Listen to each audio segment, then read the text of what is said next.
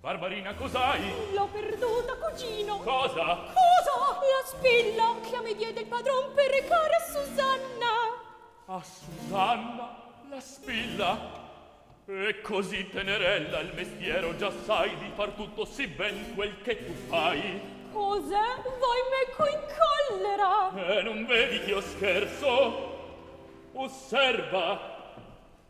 Questa è la spilla che il conte da recare ti diede alla Susanna e servia di sigillo un bigliettino. Vedi se io sono istrutto. E perché il chiedi a me quando sai tutto? Avea gusto d'udir come il padrone ti die la commissione. Che miracoli!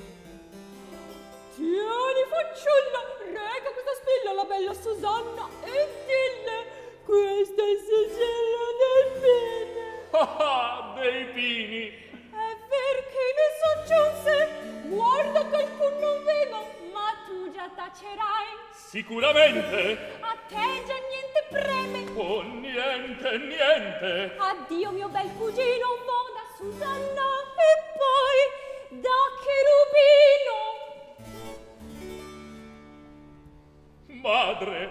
Figlio! Son morto! Calmati, figlio mio! Son morto, dico! Flemma, flemma, e poi... Flemma! Il fatto è serio e pensarci conviene, ma guarda un poco che ancor non sai di chi si prenda gioco. Ah, quella spilla, oh madre, è quella stessa che poc'anzi raccolse. È ver, ma questo al più ti porge un diritto di stare in guardia e vivere in sospetto, ma...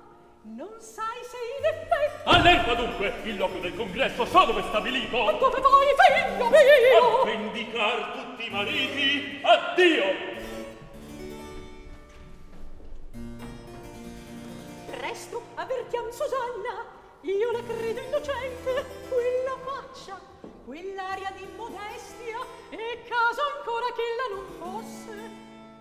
Ah, quando il cor non c'arma personale interesse, ogni donna è portata alla difesa del suo povero sesso da quest'uomini ingrati.